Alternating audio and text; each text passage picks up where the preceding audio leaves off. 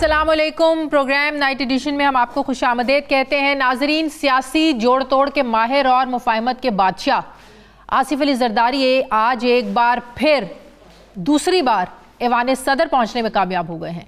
सदारती election में आसिफ अली जरदारी ने 411 vote हासिल किए, जबकि उनके मद्दे मुकाबिल महमूद खान अचकजई सिर्फ 181 वोट ही हासिल कर सके। अपोजिशन तो आम इंतखाबात की तरह सदारती इलेक्शन को भी मतनाज़े कह रही है, गैर आइनी कह रही है।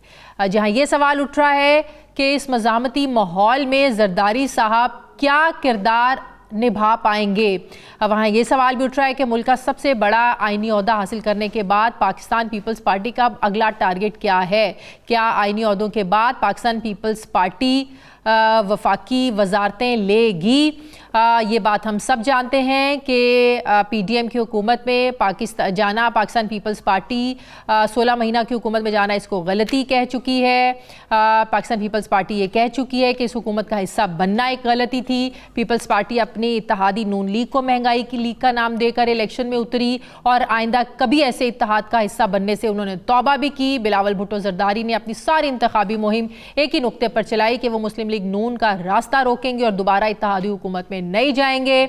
मगर ये क्या, जैसे ही इलेक्शन खत्म हुए तो पाकिस्तान पीपल्स पार्टी और नून लीग के दरमियान नूरा कुश्ती भी एकदम खत्म हो गई। बिलावल भुट्टो अलग अलग इलेक्शन लड़कर फिर उसी PDM 2 का हिस्सा ये कहकर बन गए कि वजारतें नहीं लेंगे और आइनी ओहदों पर ही रहेंगे और वज़ीर आज़म शहबाज शरीफ को वोट देंगे। क्योंकि एक तरफ पीपल्स पार्टी के खुर्शीद शाह साहब जो हैं वो एक मुस्बत सिग्नल भी दे रहे हैं कि ज़रूरत पड़ी तो पाकिस्तान पीपल्स पार्टी वफाकी काबीना का हिस्सा बनेगी। दूसरी तरफ मुस्लिम लीग नून भी पाकिस्तान पीपल्स पार्टी को कैबिनेट में काबीना का हिस्सा बनाना चाहती है। नवाज शरीफ साहब ने वज़ीर आज़म शहबाज शरीफ को आज इजलास में ये टास्क भी दिया है और डिस्कशन भी हुई है कि पाकिस्तान पीपल्स पार्टी को काबीना में शामिल किया जाए ताकि जो पहाड़ जैसे चैलेंजेस हैं उनका मिलकर मुकाबला करें। अब इम्कान ये है कि ऐवान सदर में जरदारी साहब की आमद के बाद शहबाज शरीफ साहब इस एजेंडे पर ज़रूर बात करेंगे कि पाकिस्तान पीपल्स पार्टी काबीना का हिस्सा बने। अब जहां ये सवाल है कि अगर शहबाज शरीफ कहें तो क्या पीपल्स पार्टी मान जाएगी, वहां ये भी सवाल है कि पाकिस्तान पीपल्स पार्टी की नज़रें किन वजारतों पर होगी, पाकिस्तान पीपल्स पार्टी कौन सी वजारतें लेना चाहेगी। इस बात की गारंटी फिर कौन देगा कि अब की बार पाकिस्तान पीपल्स पार्टी जो है वो ज़िम्मेदारी उठाएगी, इत्तेहादी हुकूमत की भरपूर ज़िम्मेदारी उठाएगी। और जैसे कल वो PDM की हुकूमत का हिस्सा रहते हुए वो कोई ज़िम्मेदारी उठाने के लिए तैयार नहीं थे। महंगाई हुई, वो कहते थे नून लीग ने महंगाई की है। क्या अब ये ज़िम्मेदारी उठाने के लिए तैयार है पाकिस्तान पीपल्स पार्टी, क्योंकि चैलेंजेस बहुत ज़्यादा हैं। सवाल ये भी है कि आसिफ अली जरदारी क्या दोबारा बिलावल भुट्टो को शहबाज शरीफ की टीम में खेलने के लिए क्या बिलावल को राज़ी कर लेंगे। आसिफ अली जरदारी की दोबारा एंट्री से ये सवाल बड़ा अहम हो गया है कि इत्तेहादी हुकूमत में वज़ीर आज़म हाउस और ऐवान सदर में बैलेंस ऑफ पावर्स कैसे होगी, कौन तवज्जो का मरकज़ होगा। इसी पे बात कर रहे हैं नाज़रीन। मुझे ज्वाइन कर रहे हैं बात करने के लिए पाकिस्तान पीपल्स पार्टी के सीनियर रहनुमा कमर ज़मान कायरा साहब। अस्सलाम वालेकुम, बहुत बहुत शुक्रिया कायरा साहब आपका। सबसे पहले तो बहुत बहुत मुबारक हो पाकिस्तान पीपल्स पार्टी की तरफ से, जरदारी साहब एक बार फिर दूसरी बार ऐवान सदर पहुंचने में कामयाब हो गए। हमारी तरफ से मुबारकबाद कबूल कीजिए। अब जो एक्सपेक्टेशंस लगाई जा रही हैं, जो बड़ी उम्मीदें लगाई जा रही हैं कि इस वक्त जो मौजूदा सियासी माहौल बना हुआ है, एक मज़ामत का, एक टकराव की पॉलिसी है, चाहे सियासी जमातों की एक दूसरों के साथ हो या दूसरे नॉन पॉलिटिकल इदारों के साथ, उसमें कमी आएगी, सियासी इस्तेहकाम आएगा, क्योंकि जरदारी साहब को मुफाहमत का बादशाह कहा जाता है। तो क्या उम्मीद रखें कि ये अब माहौल बेहतर होने जा रहा है मुल्क का सियासी तौर पर? जी, पहले तो बहुत शुक्रिया आपका कि आपने मुझे मुबारकबाद दी और मैं अपने पार्टी के कारकुनों को, पाकिस्तान के तमाम जमहूर पसंदों को मुबारकबाद पेश करता हूँ। आज एक जमहूरी तरीके से जरदारी साहब जो हैं वो दूसरी दफा पाकिस्तान के सदर मुंतखब हुए हैं। ये भी एक तारीख है कि एक सियासी बंदा इलेक्शन के जरिए मुल्क में 2 दफा सदर मुंतखब हुआ। और बिल्कुल आपने दुरुस्त फरमाया, इस वक्त मुल्क को जो चैलेंजेस हैं उसमें सियासी अदम इस्तेहकाम भी एक बिल्कुल बहुत बड़ी रीजन है, मुआशी अदम इस्तेहकाम बहुत बड़ी रीजन है। इस वक्त हमें सिक्योरिटी के चैलेंजेस दरपेश हैं और दर्जनों इश्यूज ऐसे हैं जिसमें इस वक्त पाकिस्तान को एक ठहराव और मुफाहमत की जरूरत है, और जरदारी साहब में ये बात बदरजा मौजूद है। याद कीजिए 2008 में जब हमारी हुकूमत आई थी, सिक्योरिटी सिचुएशन क्या थी, इकोनॉमिक सिचुएशन क्या थी, और उस वक्त भी हम एक माइनॉरिटी हुकूमत थे, यानी हमारे पास अपनी वोट मुकम्मल नहीं थे। पहले हमने नून लीग के साथ हुकूमत बनाई, वो अलग हो गए, काफ लीग के साथ बनाई, एमकेएम को साथ मिलाया। 5 साल हुकूमत चला के पाकिस्तान के अंदर रिकॉर्ड काम किए, आईनी तरामीम 103 या 105 आर्टिकल अमेंड हुए इत्तेफाक के राय से, एनएफसी हुआ इत्तेफाक के राय से, कौमों की शनाख्त दी गई इत्तेफाक के राय से, इस मुल्क के मजदूरों, किसानों और आम आदमी को, गरीब बेवाओं को रिलीफ दिए गए इत्तेफाक के राय से। लेकिन जब हिस्ट्री में जाएं, जब तारीख को देखें, नून लीग नाराज हुई, फिर मेमोगेट स्कैंडल में किस तरह काले कोट पहनकर जरदारी साहब के खिलाफ जाया गया कोर्ट में, तो अब एक जब अननेचुरल अलायंस बनते हैं, इत्तेहादी हुकूमतें बनती हैं, इत्तेहाद बनते हैं, तो उनका हशर भी फिर ऐसा ही होता है। फिर हमने पीडीएम की 16 महीनों की हुकूमत देखी कि बाद में तौबा की गई कि दोबारा ऐसे किसी अलायंस का हिस्सा नहीं बनेंगे। तो क्या अब ये समझा जाए कि 5 साल पूरे होंगे इन्हीं लोगों के साथ? कि मुस्लिम लीग की गवर्नमेंट है और जो साथ जमात की ये ख्वाहिश नहीं होती हम इत्तेहाद की हुकूमतें बनाए, अलायंस बनाए। कोई जमात नहीं चाहती, हर जमात चाहती है उसको अक्सरियत मिले और वो खुद ही अपनी हुकूमत बनाए। आज मुल्क के अंदर जो हालात हैं इस वक्त, ये अलायंस नाम बना तो क्या होता, इससे पहले भी हमने वो अलायंस नाकामयाब ऐसे भी हुआ, इस इत्तेहाद को नहीं बनाते और पीटीआई वैसे अलग बैठी हुई है या सुन्नी तहरीक, उसके बाद मुल्क में क्या होता, इस्तेहकाम होता, कोई बेहतरी होती, कोई नेचुरल अलायंस का रास्ता है जिसको हम अडॉप्ट करके तो आगे बढ़ सकते हो, वो कर लेते हैं। और अगर वो नहीं है तो फिर यही एक वाहिद ऑप्शन है जिसपे हमें इस वक्त काम करना है और मुस्तकबिल की बेहतरी की कोशिशें करनी है। इसी से रास्ते पैदा होंगे ना, अगर बेहतर रास्ते पैदा होंगे तो जरूर उसके मुताबिक एडजस्टमेंट्स की जा सकती है, लेकिन अभी तो यही सूरत हाल है, किसी जमात के पास अक्सरियत नहीं है। और अननेचुरल अलायंस जो कहा जाता है, इलेक्शन हमेशा एक दूसरे के खिलाफ लड़े जाते हैं और सारी दुनिया में जहां पार्लिमानी निजाम है वहां मुतसादम जमातें या मुतहारब जमातें या एक दूसरे के खिलाफ इलेक्शन लड़ने वाली जमातें ही अल्टीमेटली इत्तेहाद बनाती है। ये इत्तेहाद जबर होते हैं, चॉइस नहीं होते।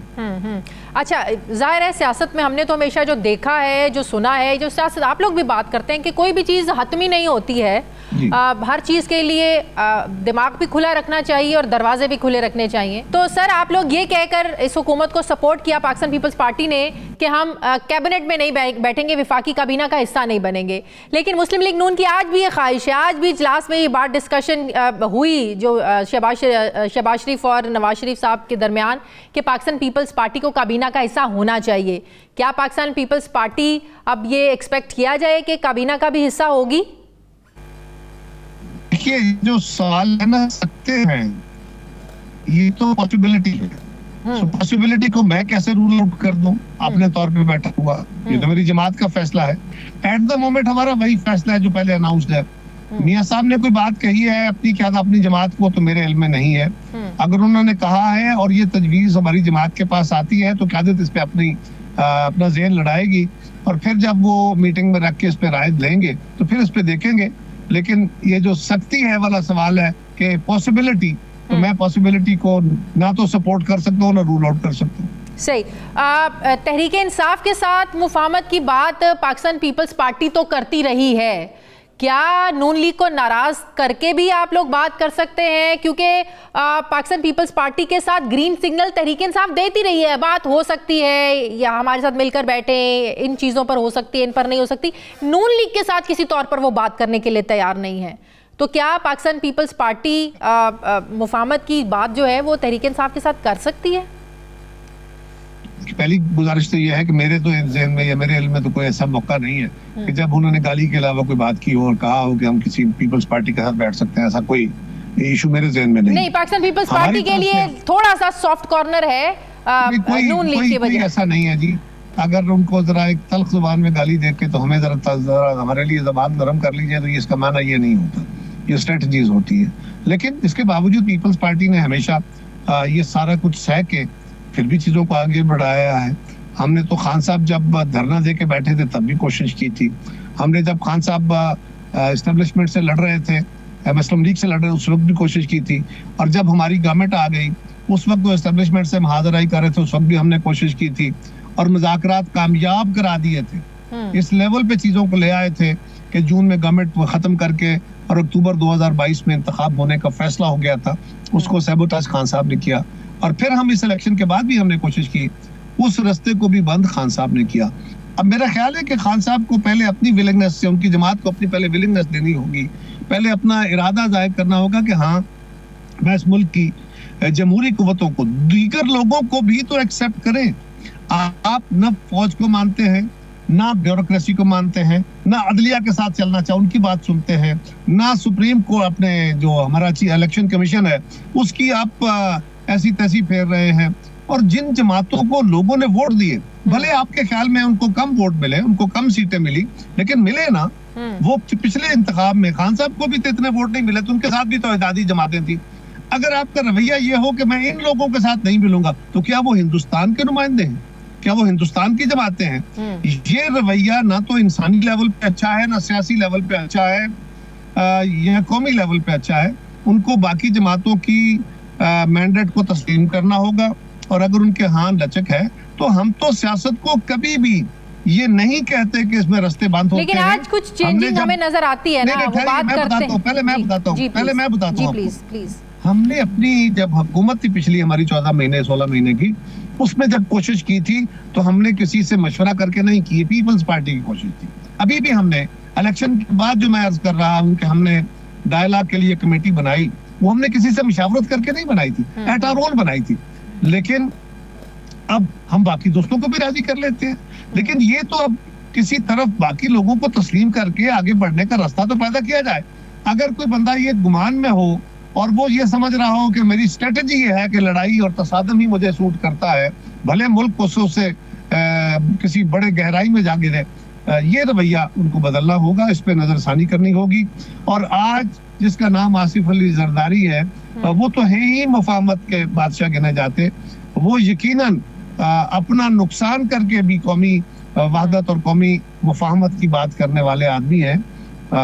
हमारी तरफ से ये रास्ते बंद नहीं, लेकिन मेरा ख्याल है ये तल्ख बात कहते हुए खत्म कर दूंगा इस बात पे, ये तल्ख बात बहरहाल मुझे कहनी चाहिए थोड़ी सी, कि अब खान साहब को भी उनको भी कदम आगे बढ़ाना होगा, तभी बात आगे चलनी चाहिए। आज तहरीक इंसाफ ये बात कर रही है कि हम पॉलिटिकल फोर्सेस और नॉन पॉलिटिकल फोर्सेस दोनों के साथ बात करने के लिए, बातचीत करने के लिए तैयार है। तो मेरा सवाल ये है, क्या सियासत में अगर आपने कमबैक करना है तो पॉलिटिकल फोर्सेस के साथ साथ नॉन पॉलिटिकल फोर्सेस के साथ बातचीत करना क्या बहुत ज़्यादा ज़रूरी है? उधर से इजाज़त लेना बहुत ज़्यादा ज़रूरी है, जिस पर आप माजी में इतनी तनकीद करते आए हैं, पिछले 2 सालों से आप तनकीद कर रहे हैं। मैं सिर्फ तहरीक इंसाफ की बात नहीं कर रही, ये बात नून लीग भी करती रही, आप लोग भी करते रहे हैं कि पॉलिटिकल मामलात में नॉन पॉलिटिकल फोर्सेस का कोई रोल नहीं होना चाहिए। लेकिन आज भी हम वहीं पर खड़े हैं कि हमारी मजबूरी है कि हमने आज भी नॉन पॉलिटिकल फोर्सेस के साथ बातचीत करनी है, क्योंकि हमें कम बैक करना है। एक बात याद रखिए, मैं आपकी जगह बैठ के एनालिसिस कर रहा होता तो शायद इससे भी ज्यादा आइडियलिस्टिक बातें कर रहा होता। ये बिल्कुल तज्जिए में अपनी जगह बड़ी मोतबर बात है। हमारी स्टेटेड पोजीशन हमेशा ये रही है कि हमें ग्रैंड नेशनल डायलॉग करना चाहिए। ये मेरी जमात ने बार बार कहा है, grand national dialogue amongst the political forces as well as other stakeholders. ये बदकिस्मती है कि हमारे मुल्क के अंदर दीगर इदारे भी स्टेक होल्डर पॉलिटिक्स के अंदर हो गए हैं और उनके साथ बहुत सारी स्पेस जो है वो आपस में गड़बड़ हुई है। अब अगर ये किसी का गुमान हो कि हम आज बैठेंगे और कतवा करके और एक कानून बना के हम कहेंगे कि बस ये रास्ता इधर का है और ये इधर का है और इससे मामला ठीक हो जाएंगे, तो ये डिस्कशन में तो ठीक हो जाएंगे, अमल में होंगे या नहीं, इसको रियलिटी में कैसे लेके आएंगे। और अगर बैठ के हम कोई लाइंस ड्रा करके कोशिश करते हैं और फिर वक्त के साथ साथ एक दूसरे को स्पेस दे के आगे बढ़ने का रास्ता इख्तियार करते हैं, तो सादम तो कभी बेहतरी का रास्ता नहीं है। ये बात आइडियलिस्टिकली अपनी जगह मोतबर है, हाँ, मैं भी इस टारगेट को अचीव करना चाहता हूँ कि इस मुल्क में सिविल सुप्रीमेसी हो, लेकिन मुझे कुछ ग्राउंड रियलिटीज को सामने रखते हुए आगे बढ़ने की जरूरत है, वरना ये बात तस्वराती तौर पे तो अच्छी है, अमलन शायद इस पे काम करना फिर मुश्किल हो जाए। बहुत शुक्रिया। पीपल्स पार्टी के सीनियर रहनुमा कमर जमान कायरा साहब मेरे साथ थे। मुझे ब्रेक लेनी है नाज़रीन, वापस आते हैं एक छोटे से वक्फे के बाद।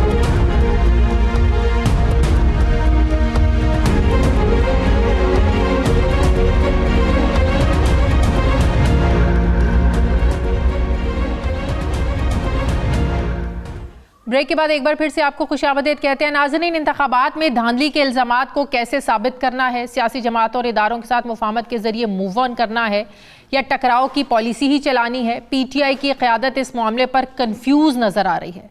मामलात अदालतों में तय करने हैं या सड़कों पर, इस पर भी कन्फ्यूजन ही चल रही है।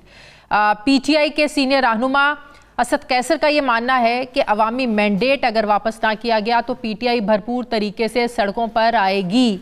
साथ ही ये भी कह दिया कि साबिक निगरान वज़ीर आला मोहसिन नकवी को मुमकिन वज़ीर दाखिला बनाया गया तो फिर PTI से मुफाहमत भूल जाएं। दूसरी तरफ पार्टी रहनुमा शेर अफजल मरवत सियासी जमातों के साथ मुफाहमत की बातें कर रहे हैं। शेर अफजल मरवत ये कह रहे हैं कि हम हुकूमत और इस्टेब्लिशमेंट के दरमियान दरार पड़ने का इंतजार नहीं करेंगे, अब चाहते हैं कि सियासी जमातों के दरमियान मुफाहमत हो जाए। सवाल यह है कि इंतखाबात के 1 महीने बाद भी PTI की क़यादत मुफाहमत चाहती है, मज़ाहमत चाहती है, बयानिए पर यकसू नहीं है। तहरीक इंसाफ को अवामी मकबूलियत के बावजूद आज भी जो एक चीज़ नुकसान पहुंचा रही है वो है मज़ामत या टकराव की पॉलिसी। मगर ये भी हकीकत है कि अब PTI का जो एक नुकसान होना था वो तो हो चुका। गिरफ्तारियों से लेकर रियासती जबर तक सब कुछ बर्दाश्त कर लिया। फॉर्म 45-47 का भी नुकसान उन्होंने उठा लिया है। वज़ीर आज़म भी नून लीग का बन गया है, सदर पीपल्स पार्टी का, अब खोने को शायद बचा कुछ नहीं। क्या इस मौके पर मुफाहमत से अवामी मकबूलियत में क्या कोई कमी आएगी? ये मुफाहमत की सियासत वाकई क्या PTI करना चाहती है? मुझे ज्वाइन कर रहे हैं PTI के रहनुमा रऊफ़ हसन साहब। अस्सलाम वालेकुम, बहुत बहुत शुक्रिया रऊफ़ साहब आपका। रऊफ़ साहब, आप लोग तो मुतमईन नहीं हैं आज के सदारती इलेक्शन से भी। बैरिस्टर गौहर साहब ये फरमा रहे थे कि आइनी अहदों पर गैर आइनी तरीके से बराजमान होना आइन की पामाली है। जरदारी साहब की जीत जमहूरियत के लिए नेक शगुन नहीं होगा। लेकिन हैरानगी की बात है, जिनको आप लोगों ने नॉमिनेट किया, अचकज़ई साहब, वो बड़े मुतमईन हैं। वो कह रहे हैं मैं एक तो शिकस्त तस्लीम की बड़े अच्छे तरीके से, अच्छे जेस्चर में। दूसरी बार उन्होंने कहा कि सदारती इलेक्शन में पहली बार ना कोई वोट बेचा गया ना खरीदा गया। वो बड़े सेटिस्फाइड हैं। आप लोगों को तसल्ली नहीं है?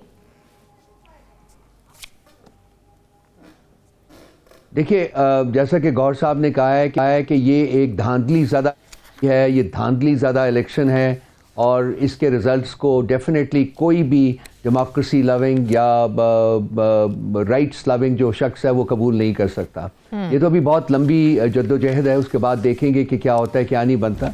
हमें ये नहीं भूलना चाहिए कि इस मुल्क में अनकॉन्स्टिट्यूशनल और गैर कानूनी हुकूमतें जो हैं वो बराजमान रही हैं और उन्होंने ये उनके हाथों से ये इलेक्शन करवाए गए हैं। वो एक बहुत बड़ा क्राइसिस बनेगा at some point in time. ये मेरा ख्याल है कोर्ट्स ऑफ लॉ में ये लैंड करेगा। देखना पड़ेगा कि ये इलेक्शंस जो हुए हैं क्या ये कॉन्स्टिट्यूशनल थे, क्या ये लीगल थे या नहीं, क्योंकि इनको कराने वाली हुकूमतें जो थी वो अपने मैंडेटेड पीरियड से बियॉन्ड आगे निकल चुकी थी और वो इन द प्रोसेस वो गैर आइनी और गैर कानूनी हो चुकी हुई थी। तो ये महमूद खान अचकज़ई साहब का जो ये रिजल्ट के बारे में जो स्टेटमेंट आपने बताई है मुझे, वो उनके बड़ेपन का इजहार है ये, और कुछ नहीं है। और वो एक बहुत मोहतरम इंसान है, उन्होंने माना है तो ठीक है। हाँ, ये तो बात माननी पड़ेगी कि जी अंडर द सर्कमस्टांसेस चूँकि उनके पास नंबर्स थे तो उनको धांधली नहीं करनी पड़ी, लेकिन इसके मतलब ये नहीं है कि वो धांधली करना नहीं चाहते थे या अगर उन्होंने धांधली करनी नहीं थी अगर उनके पास नंबर्स ना होते तो। अब बात यह है कि यहाँ पर तो निगरान सेटअप लंबे लंबे गैर आइनी तौर पर चलते रहे। अब जिन इंतखाबात को आप कह रहे हैं, जिस पार्लियामेंट को आज आप कह रहे हैं यहाँ लोग गैर आइनी तरीके से बराजमान हैं, बात यह है कि जो नुकसान आप लोगों को होना था वो हो चुका है। वज़ीर आज़म भी नून लीग का बन चुका है, सदर पाकिस्तान पीपल्स पार्टी के जरदारी साहब बन चुके हैं। अब मामला इस्लामाबाद हाई कोर्ट में जाए, सुप्रीम कोर्ट में जाए, इस नुकसान का अजाला कैसे होगा? आपको लगता है ये सब चीज़ें रिवर्स होना इतना आसान होगा? जिनकी हुकूमत बननी थी बन गई है। देखिए, ये गैर आइनी और गैर कानूनी हुकूमत है, इसका कोई अवामी जवाब नहीं है, इसके पास कोई अवामी मैंडेट नहीं है, ये धांधला ज़्यादा हुकूमत है।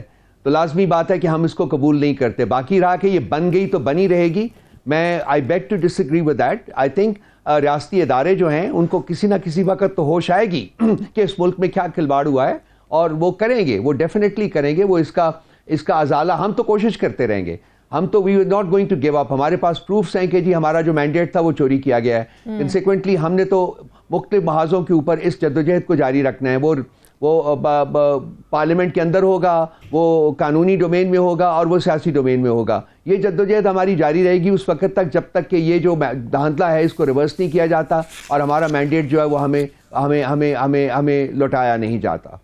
लेकिन ये जो मज़ामती सियासत है ये कहाँ होगी? पार्लियामेंट के अंदर रहकर होगी या सड़कों पर होगी? असद कैसर साहब ने कल ये कहा कि अगर हमारा मैंडेट हमें वापस ना किया गया तो हम सड़कों पर रहेंगे। तो 126 दिन का धरना भी पार्लियामेंट से बाहर रहकर देख लिया था, कुछ नहीं हुआ, हुकूमत चल रही थी, हुकूमत चलती रही।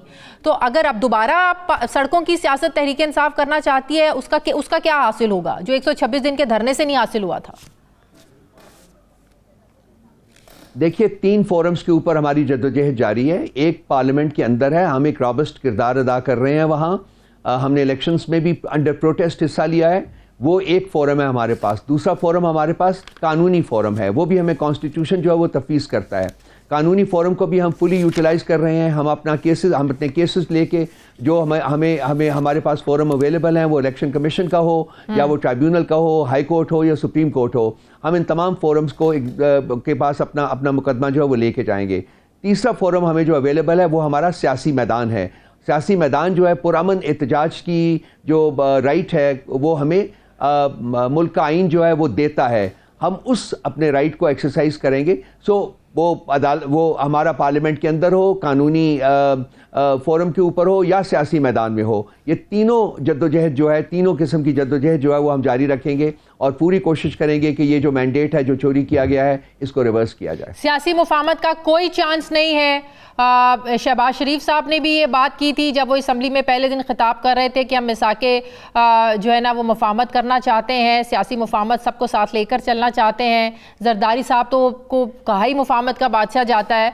तो किसी किस्म की मुफाहमत का कोई इम्कान नहीं है, कोई चांस नहीं है कि हुकूमत के साथ मिलकर बैठकर कोई पार्लियामानी कमेटी पर बात हो जाए कि जो धांधली हुई इस पर आप पार्लियामानी को कमेटी बना दें, हमारे भी लोग सबके शामिल हों, तो एक तरीके से एक हल निकाला जा सके। क्या इस बात का इम्कान है?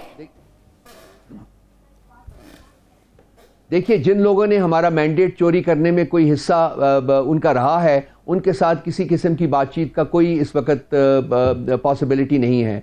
ये 3 जमातें जो इस वक्त हुकूमत, मेन जमातें जो हुकूमत में हैं, पीपल्स पार्टी, PMLN और MQM, ये गिल्टी हैं। इन्होंने ये जो धांधली की है उसमें ये शरीक कार रही हैं। तो कंसिक्वेंटली इनके साथ तो बातचीत हो नहीं सकती है।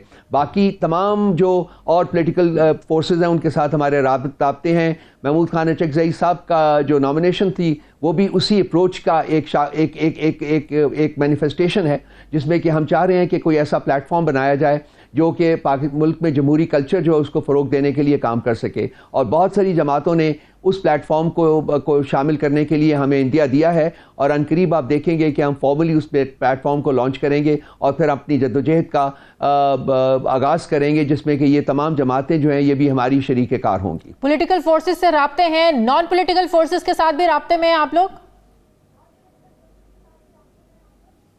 नॉन पॉलिटिकल फोर्सेस के साथ खान साहब ने बहुत पहले कहा था, एक कमेटी बनाई थी कि जी हम सबसे बातचीत करने को तैयार हैं। उनमें नॉन पॉलिटिकल फोर्सेस भी हैं। वो आप देखते हैं कि किस वक्त कब पॉसिबल होता है। कोई भी उस डोमेन से बाहर नहीं है, बिल्कुल नहीं है। लेकिन अगर आप इस वक्त की बात कर रहे हैं तो हमारे कोई कॉन्टेक्ट उनके साथ इस वक्त तक नहीं है। लेकिन मौलाना साहब भी जो धांधली के खिलाफ आवाज़ उठा रहे हैं वो तो कहते हैं कि धांधली की जो उनकी शिकायत है, एतराज़ है, वो सियासी जमातों के साथ तो है ही नहीं। सियासी जमातों ने तो धांधली की नहीं, वो तो एतराज़ और शिकायत वो तो कहीं और उठा रहे हैं, जिन नॉन पॉलिटिकल फोर्सेस की आप और मैं बात कर रहे हैं। लेकिन आप कह रहे हैं कि नून लीग ने किया, सरदारी साहब ने किया। उन नॉन पॉलिटिकल फोर्सेस के साथ आप लोग बात करने के लिए तैयार हैं जिनको मौरूदे इल्ज़ाम ठहरा रहे हैं मौलाना साहब? देखिए, ये जो पॉलिटिकल फोर्सेस हैं ये इस सारी कंस्पिरेसी का बड़ा हिस्सा रही हैं। इसलिए इनसे बातचीत हो नहीं सकती है। और भी जो फोर्सेस थी वो होंगी, लेकिन ये डेफिनेटली तीनों पॉलिटिकल पार्टीज जो कि बेनिफिशियरी हैं उस धांधली की, इनके साथ तो बातचीत करने का कोई हमें बेसिस ही नहीं मिल सकता ना। ये तो धांधली ज्यादा हुकूमत बना रही है ना, ये तो धांधली ज्यादा इलेक्शन की पैदावार है ये। तो कंसिक्वेंटली इनके साथ बातचीत का कोई पॉसिबिलिटी मुझे नजर नहीं आती है। तो उधर अगर बातचीत नॉन पॉलिटिकल फोर्सेस के साथ शुरू होती है, आपको पता है चंद रोज पहले कोर कमांडर्स कॉन्फ्रेंस के एलामी में था कि जो उन पर इल्जाम तराशी हो रही है वो बिल्कुल गलत है। जो समझता है कि धांधली हुई है, वो जो मौजूदा फोरम्स हैं, मुत्तल्लिका फोरम्स हैं, उन पर जाकर देखें, अपना केस लड़ें। तो वही हम कर रहे हैं, हम वही तो कर रहे हैं बिल्कुल। लेकिन हम उनके तमाम फोरम्स को मैंने पहले एक्सप्लेन किया है कि जी हम एक्सरसाइज कर रहे हैं। जो हमारे पास फोरम्स है, वो पार्लियामेंट का फोरम है, वो कानूनी फोरम है, वो पॉलिटिकल मैदान है, हम इन तीनों फोरम्स के ऊपर जा रहे हैं, लेकिन और जाते रहेंगे जब तक कि ये धांधली जो है ये रिवर्स नहीं होती है। सही, लेकिन इसके बावजूद आप लोग ये समझते हैं कि नॉन पॉलिटिकल फोर्सेस के साथ बातचीत करना बहुत जरूरी है अगर कमबैक करना है। देखिए जी, नॉन पॉलिटिकल फोर्सेस जो हैं उनका इलेक्शंस में कोई अमल दखल नहीं होना चाहिए, लेकिन नॉन पॉलिटिकल फोर्सेस भी at the end of the day इसी मुल्क का हिस्सा है ना, इसी मुल्क के अहम अदारे हैं वो। तो उनके साथ बातचीत किए बगैर तो चारा नहीं है। लेकिन उनका इलेक्शंस में उसको मैनिपुलेट करने में या इस तरह के और काम करने में उनका कोई अमल दखल होना नहीं चाहिए। ये हमारी कंटेंशन थी, ये हमारी कंटेंशन आज भी है। वो बात तो बिल्कुल ठीक है, लेकिन 2018 में जो कुछ हुआ वो सबके सामने है। आज जो आप लोग आज एतराज़ उठा रहे हैं वो 2018 में पाकिस्तान पीपल्स पार्टी और नून लीग वो एतराज़ उठाती थी। तो क्या ये बेहतर नहीं होता कि सारी सियासी जमातें इस बात पर मुत्तफिक होती, बशमूल आपके, बशमूल मौलाना साहब, बशमूल पाकिस्तान पीपल्स पार्टी, नून लीग, कि नॉन पॉलिटिकल फोर्सेस को इंतखाबात में या सियासत में किसी किस्म की मदाखलत की इजाज़त नहीं होनी चाहिए। लेकिन हाल यहाँ पर आज ये है कि हर कोई मुड़कर उधर ही देख है, हर कोई सियासी बातचीत के लिए, सियासी दरवाजे खोलने के लिए हर एक की नजरें उधर ही हैं, उन्हीं ताकतों की तरफ ही हैं। हमारी नजरें पार्लियामेंट पे हैं, हमारी नजरें कानूनी डोमेन में हैं, और हमारी नजरें सियासी मैदान के ऊपर हैं। हमारी नजरें कहीं और नहीं हैं। हाँ, ये जो जमातें हैं जिन्होंने हुकूमत बनाई है, ये उन्हीं की मदद से हुकूमत में आई हैं और चलाएंगी, उन्हीं की मदद से चलाएंगी। इनमें आपस में इनके पास तमामी मैंडेट ना होने की वजह से इनमें ये सख्त ही नहीं है कि हुकूमत चला सकें। तो आप एक तरफ कह रही हैं कि ये सब पॉलिटिकल पार्टीज को मिलकर ये आवाज उठानी चाहिए, तो आप इनको कन्विंस करें कि ये आवाज उठाएं। वो प्रोग्राम्स की हद तक तो जरूर उठाते हैं। ये तो उसी इंटरफेरेंस का प्रोडक्ट हैं जो मुल्क के ऊपर इस वक्त बराजमान हुई हैं ये तीन पार्टीज। इनका कोई अवामी मैंडेट नहीं है, मैं बार बार कह रहा हूं। इनकी कोई क्रेडिबिलिटी, इनकी कोई लेजिटिमेसी नहीं है। ठीक है, ठीक है, बहुत बहुत शुक्रिया तहरीक इंसाफ के रहनुमा रऊफ हसन साहब मेरे साथ थे, बहुत शुक्रिया आपका। नाज़रीन, मुझे एक ब्रेक लेनी, वापस आते हैं वक्फे के बाद।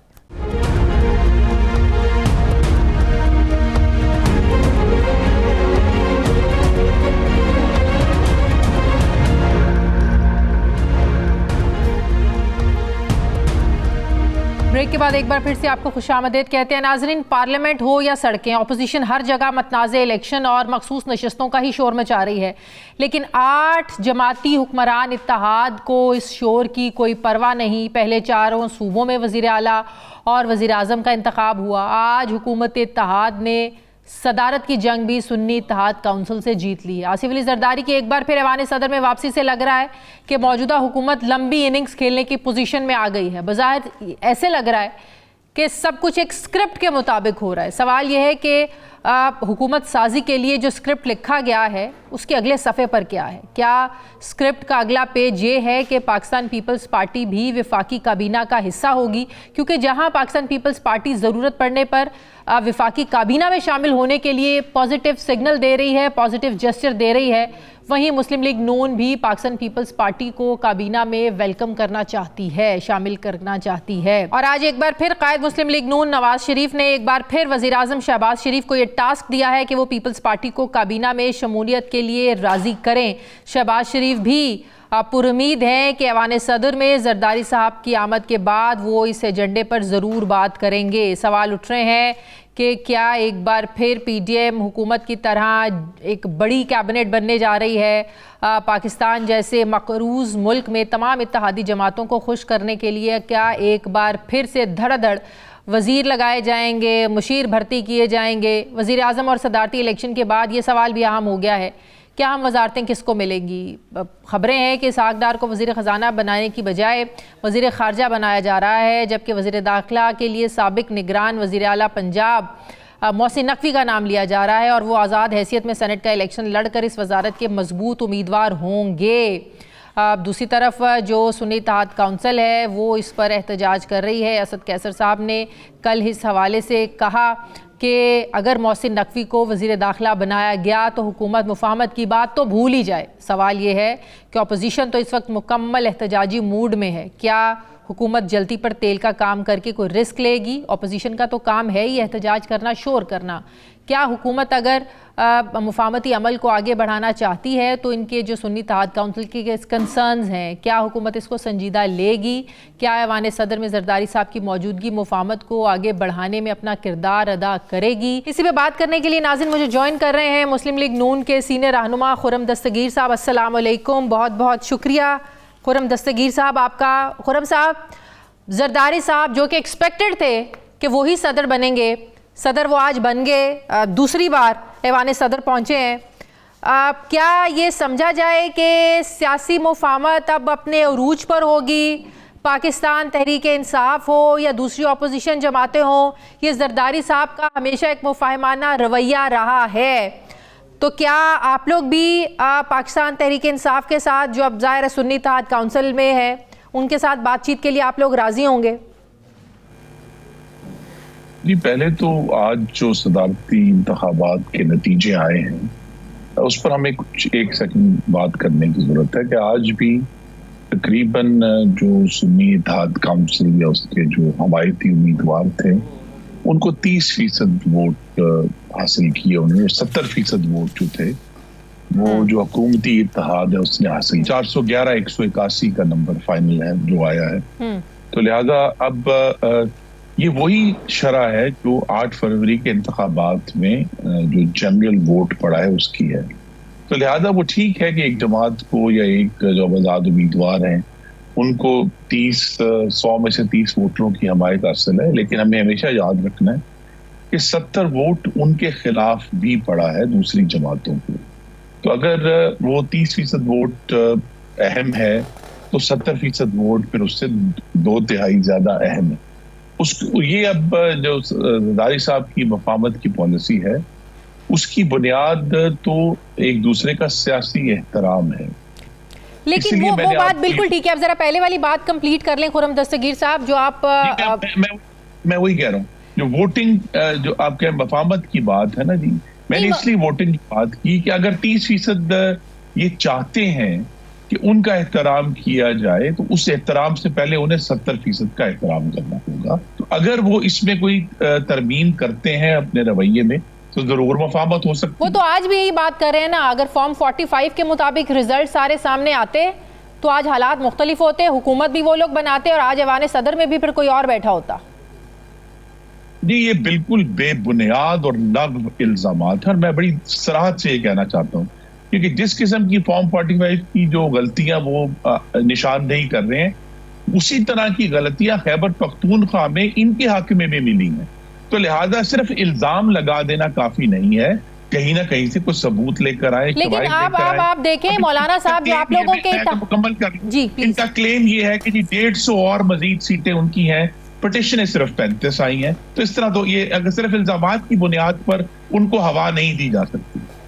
लेकिन आप मौलाना साहब की बात देखें ना, वो तो मौलाना साहब कह रहे हैं कि मुझे सियासी जमातों से तो शिकवा ही नहीं है धांधली का।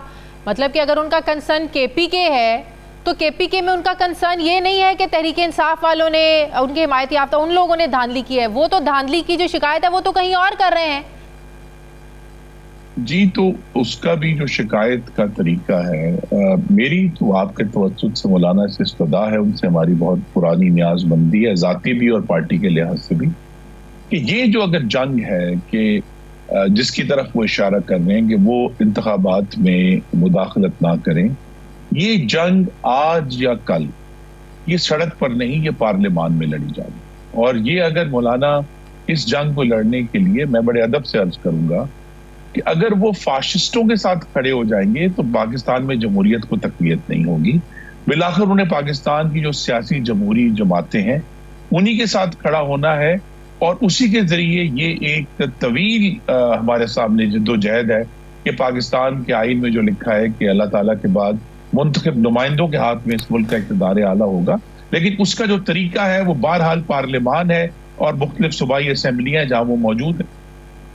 लेकिन अगर मौलाना साहब ही उनके साथ खड़े हो जाते हैं और तहरीक चलाने की भी बात हो रही है ईद के बाद, तो आप समझते हैं कि माहौल ठंडा होने की बजाय ये मज़ीद अगर हीटअप होता है सारा माहौल तो बड़ा मुश्किल हो जाएगा इस हुकूमत के लिए? जी, ये हीट असल में पहली दफा हम उसका सामना नहीं कर रहे। यही लोग थे जो 35 पंक्चरों के दावे करते हुए 126 दिन धरना देकर बैठे रहे थे, जिन्होंने चाइना के सदर शी जिनपिंग का दौरा 8 महीने ताखीर करवाया था, पाकिस्तान की तरक्की को रोका था, इंतशार फैलाया था। लेकिन जब यही लोग अदालत में गए उसके बाद कमीशन में 2015 के आगाज में, तो अदालत ने इनके वैगने भर भर के जो सबूत थे वो रद्दी कर दिए थे। तो लिहाजा ये जरूर एहतजाज भी करें और ये उस पर तहरीक भी चलाएं। ये सब हम देख चुके हैं, हम पार्लियामान में भी इनको देख चुके हैं। और जिस तरह हमने उस वक्त साबित किया था कि तमाम तर धरनों और हमलों के बावजूद हमने मुल्क से लोड शेडिंग, दहशतगर्दी, टारगेट किलिंग का खात्मा किया, महंगाई कम की, वो काम हम इंशाल्लाह दोबारा करेंगे। लेकिन बात यह है कि आपकी पार्टी के ही कुछ लोग हैं जो सही साइड पर आज खड़े हैं, वो गलत को गलत कह रहे हैं, सही को सही कह रहे हैं। कल जावेद अब्बासी साहब भी हमारे प्रोग्राम में थे, जावेद लतीफ़ साहब भी ये बात कर चुके हैं कि एक हल्के में अगर इनकलाब आता है तो दूसरे में क्यों नहीं, कहीं हरवाया गया, कहीं जतवाया गया है। कल जावेद अब्बासी साहब ये बात कर रहे थे कि मखसूस नशिस्तों का जो मामला है, जिसकी बनती हैं आप मखसूस नशिस्तें उसको मिलनी चाहिए। आपकी पार्टी के अंदर से भी ये आवाज़ें उठ रही हैं जिससे लग रहा है कि कुछ लोगों में यह दराक है, चाहे कोई आपका मुखालिफ है चाहे कोई आपका अपना है, जो गलत है उसको गलत कहना कुछ लोगों ने सीख लिया और सही को सही कहना सीख लिया है। तो हमें इसको खुशामदीद कहना चाहिए, हमें इसे वेलकम करना चाहिए कि लोग ऐसे हैं जो अपनी आवाज उठा रहे हैं। और यही तरीका है इस सारी जद्दोजहद को और इस डिस्कशन को आगे बढ़ाने का, बजाय ये कि एहतजाज करके जरूर करें, जमहूरियत है, सबको हक हासिल है एहतजाज करने का, लेकिन तशद्दुद की तरफ ना जाएं, आग की तरफ ना जाएं और सड़क पर एहतजाज करें, पुरअमन एहतजाज करें। बहुत शुक्रिया। मुस्लिम लीग नून के सीनियर रहनुमा खुर्रम दस्तगीर साहब मेरे साथ थे, बहुत शुक्रिया आपका। नाज़रीन, प्रोग्राम का वक्त खत्म हो गया, फीडबैक दें, अपना ख्याल रखें, मुझे इजाज़त दें, अल्लाह हाफिज़।